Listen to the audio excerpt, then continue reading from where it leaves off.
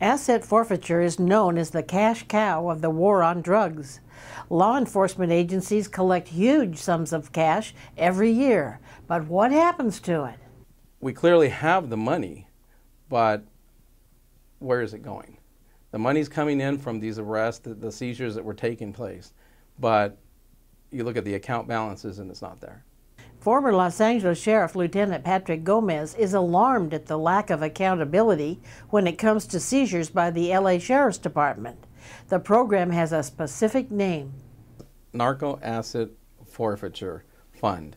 And what that is, that's money that we confiscate or seize from drug dealers. Either they're purchasing drugs or they're selling drugs, and usually those are large amounts of money.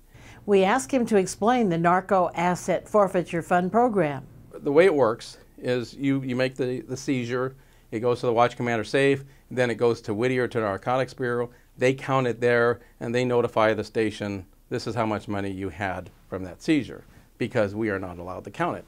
And the policy, there's probably 6 or 7 times in that policy where they emphasize uncounted, do not count the money. It's even underlined within the policy.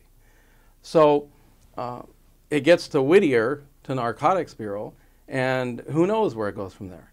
And who knows that those people who are accounting for that money, if those numbers are accurate that they're giving to the station. Because you got to remember, back in 1980s, in 1990, when we had this scandal with the narcotics deputies, that was that very same unit where 10 deputies were indicted for taking the money and using it for personal purposes. So there's a history of corruption within the Sheriff's Department, especially dealing with the forfeiture fund. But there is an attempt to correct the problem. Now, as a result of the narcotics scandal that took place, Sherman Block implemented policies and procedures, checks and balances, if you will, to make sure that that didn't happen again. And one of them was that if you were the deputy on scene and you came across a large amount of money, you were to get a supervisor, you were to count it at the site, you would initial the bag, the evidence bag, and seal the bag, and it would go to the watch commander's safe, and then it would go to narcotics. Under Lee Baca, he changed the policy in 2009, where that same scenario were to happen, you don't count the money. You merely put it in the bag, and you take it to the station and put it in the safe, and then narcotics will pick it up, and they will count the money, and they will notify the station later how much money was in that envelope.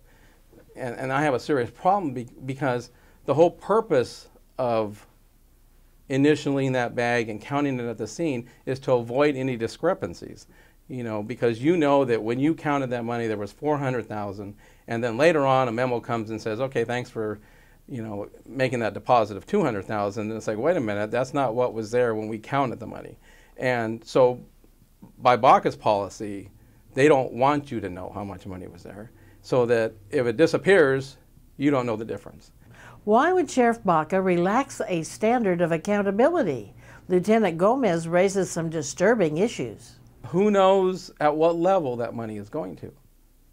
Is he benefited from that money? Maybe. You know, but by implementing a policy where the deputy doesn't count it at the street level, and then it gets to narco and goes into a safe, who has access to that safe? Who has access to that combination? Who can go in there and get that money? It's not the low-level deputy on this department. So who is getting access to that money? Because those numbers are not acceptable. Why are they trying to keep those numbers quiet? Why is it they don't want people on the department or anyone else to know how much money they're really seizing? And implement a policy. I mean, it's ludicrous. Why wouldn't you keep a policy that says, I want the deputy who comes across that money to count it, so we know exactly how much money is there? Why would you change a policy eliminating that procedure?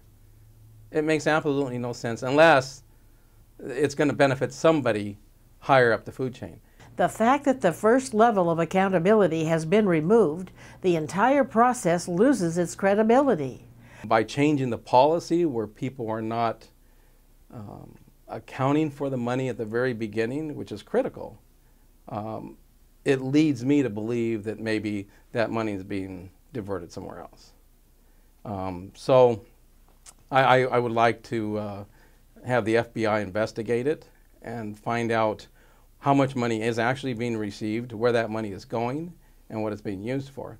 According to Lieutenant Gomez, this is just another corrupt policy of Sheriff Baca. By changing that policy, he's encouraging unethical behavior to take place within his department, and criminal behavior if they're actually taking that money.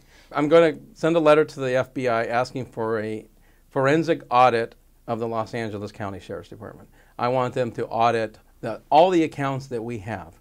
We have a contract law enforcement account, which contract cities pay money into for the services we provide. We have the Youth Foundation, where money is donated to the department for youth activity events. Also the Inmate Welfare Fund account and the Narco Forfeiture account, and as well any grants that we may have received. Because oftentimes the money from those grants is kind of shifted around. We want to know what you, the viewers, think. Please respond to our survey and leave your comments below.